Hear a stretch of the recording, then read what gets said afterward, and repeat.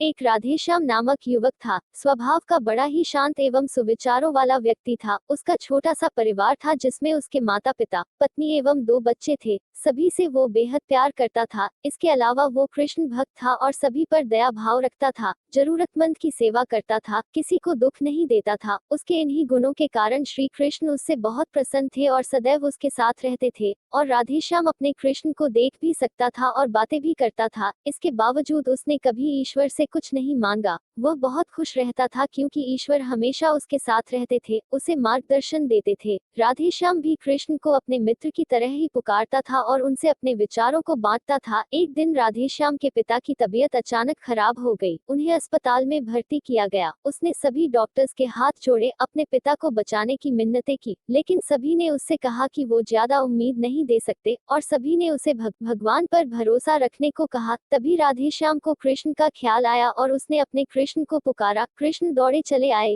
राधेश्याम ने कहा, मित्र, तुम तो भगवान हो, मेरे पिता को बचा लो। कृष्ण ने कहा, मित्र, ये मेरे हाथों में नहीं है। अगर मृत्यु का समय होगा तो होना तय है। इस पर राधेश्याम नाराज हो गया और कृष्ण से लड़ने लगा। गुस्से में उन्हें कोसने लगा। भगवान ने भी उसे बहुत समझाया पर उसने एक ना सुनी। तब भगवान कृष्ण ने उससे कहा, मित्र, मैं तुम्हारी मदद कर सकता हूँ, लेकिन इसके लिए तुम्हें एक कार्य करना होगा। राधेश्याम ने तुरंत पूछा, कैसा कार्य?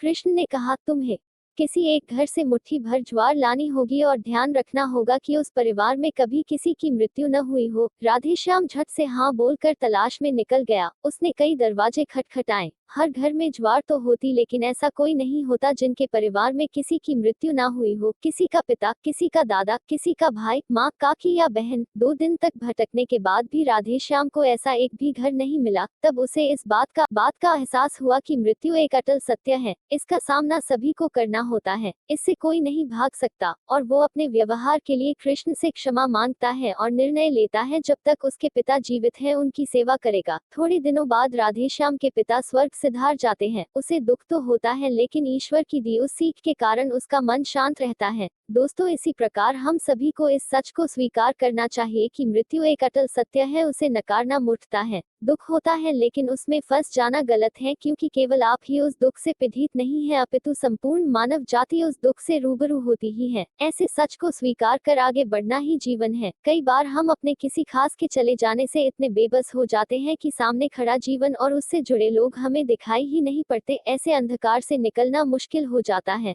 जो मनुष्य मृत्यु के सत्य को स्वीकार कर लेता है, उसका जीवन भार विहीन हो जाता है और उसे कभी कोई कष्ट तोड़ नहीं सकता। वो जीवन के हर क्षेत्र में आगे बढ़ता जाता है।